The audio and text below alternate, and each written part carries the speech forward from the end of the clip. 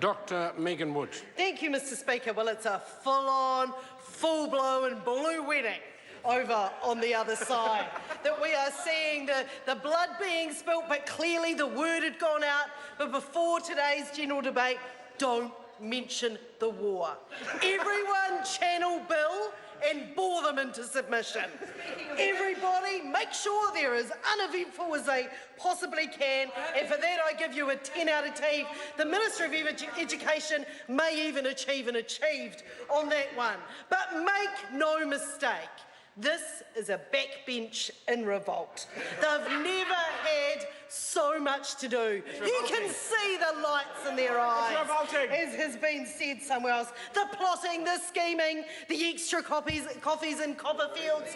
You can see it all happening. And all over the second floor of Parliament House, it's been awash with bewildered and lost-looking ministers asking us whether we know where so-and-so's office is and what they look like, because they'd quite like a chat. Because for once, this backbench in the National Party has something to do other than not last 10 minutes. So it's all on over there. One member, one unnamed backbencher from National, told me that he never knew he had so many friends. I said, don't worry, it will all be gone by lunchtime Monday. It will all be over. But what happened, Mr. Speaker, at that pirate party last week? Well, a mutiny emerged, Mr. Speaker. The swords were sharpened. What came out, and as my colleague here, Mr. Farfoy, is saying, the swords were sharpened. And what may have been planned was that now infamous barbecue at Todd's place down in Gore on Friday. Who was there? Well, we know that the maternal overlord of the National Backbench was the guest of honour.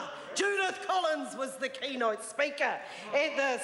But who else was there? Maggie was tweeting up a storm, saying what a hard-working member that member was. But his mate Sarah Dowry seems to be backing Bill, and it seems to be that Bill won't back Todd. So what went down at the barbecue?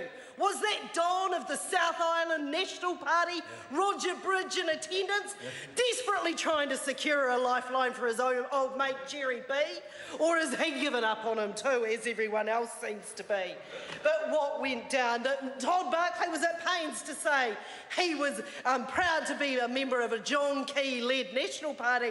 I wonder if John Key is as proud of him, or whether he has more pride in his mate from Merrill Lynch that is contesting that seat for selection.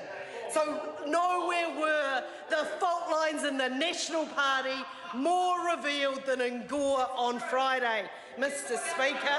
Mr. Speaker, but when we thought it couldn't get hotter, today it got hotter. Bill's bridesmaids emerge. No one wants to be Jonathan's deputy. Everyone's queuing up to be Bill English's deputy. There's Simon and there's Paula, both hustling it out to be the generational change.